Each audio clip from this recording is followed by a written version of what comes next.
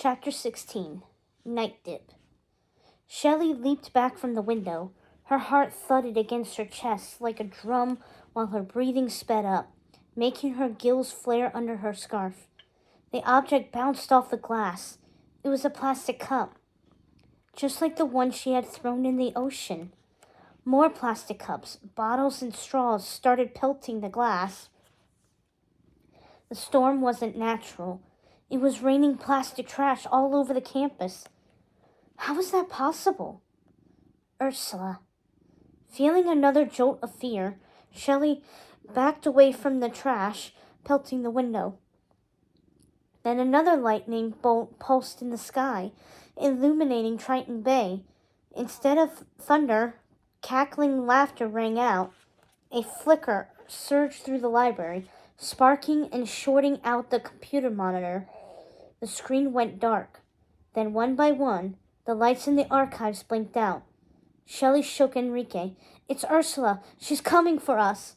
"Hurry, let's get out of here," Enrique said, grabbing her hand and pulling her toward the door. Outside, the whole library was dark. All the lights had shorted out from the storm. They ran through the dark stacks, dodging the shells as if they were navigating an obstacle course. More lightning pulsed outside, strobe lightning the library, but instead of the clap of thunder, cackling laughter rang out over the bay again. Suddenly, books started crashing off the shelves, pelting their heads.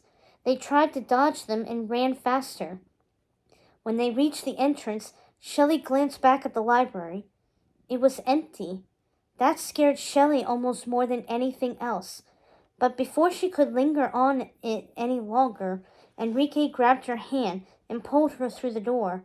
They dashed down the hall, running full speed, and emerged outside. "There you are," Atina said, running up to them. Alana was right on her heels. They both looked afraid. Instantly, the storm began to recede, the clouds withdrawing and vanishing. "How is this possible?" Alana asked, her face drained of color. "Yeah, it was raining plastic," Atina added with a shudder. "And were those glowing eyes in the ocean?" "Yes, it's her. It's Ursula," Shelley said. "She didn't want us to find that story."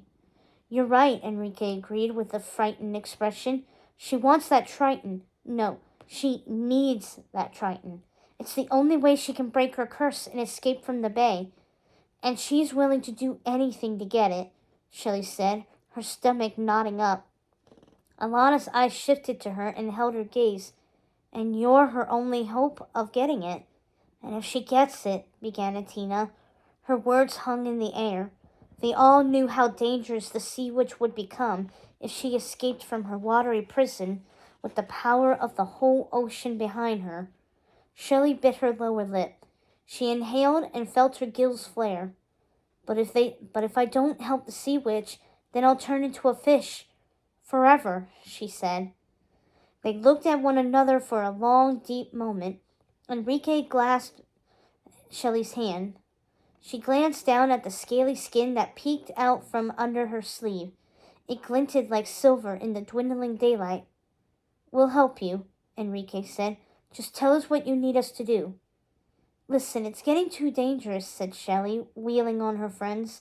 "I'll text you if I need help, but I think you should all head home to safety. I'll be okay. Promise.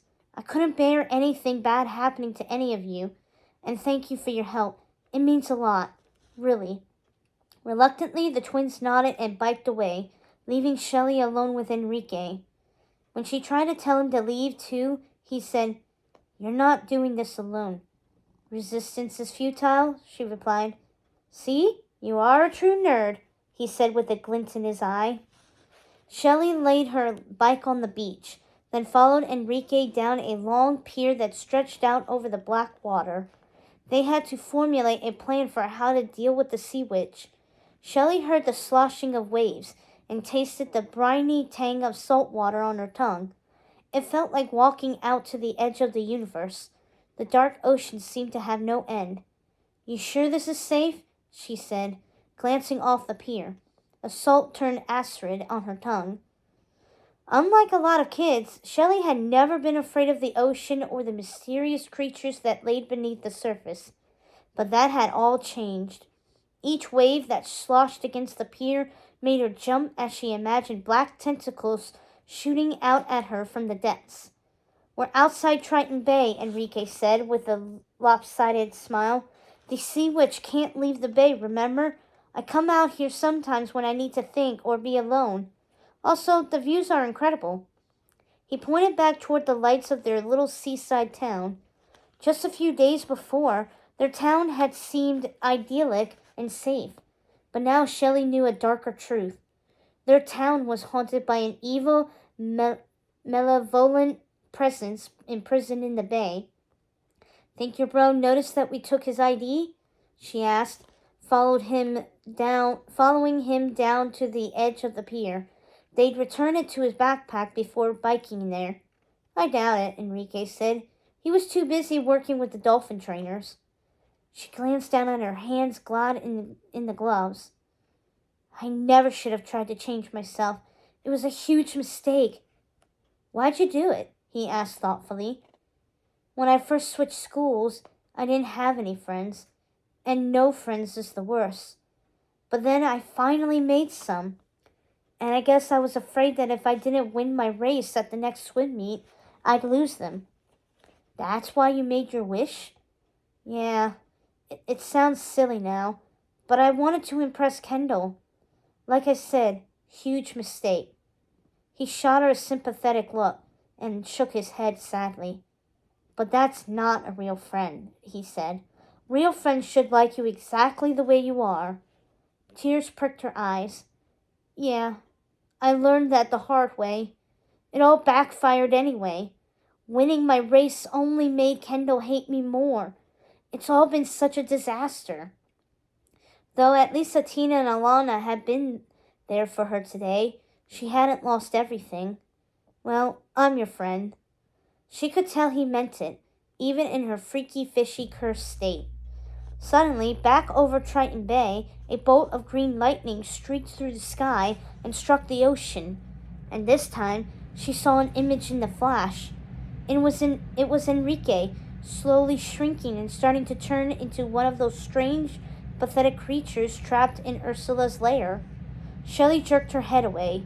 The image was a clear warning from the sea witch not to double-cross her, and it had also signaled something else, something far worse. As she feared, she wasn't the only one in danger anymore. Enrique was too. "Come on, let's turn back," she said, feeling cold. Nothing felt safe anymore. "So, what's the plan then?" he asked, seeing the frightened look in her eyes as they headed back to the beach. "Tomorrow," she said, knowing that she didn't have a choice anymore. She couldn't let that horrible fate befall Enrique. They had to get the Triton. There was no way around it. "Meet at the aquarium after sunset," she told him, eyes narrowing, "and we'll take the Triton."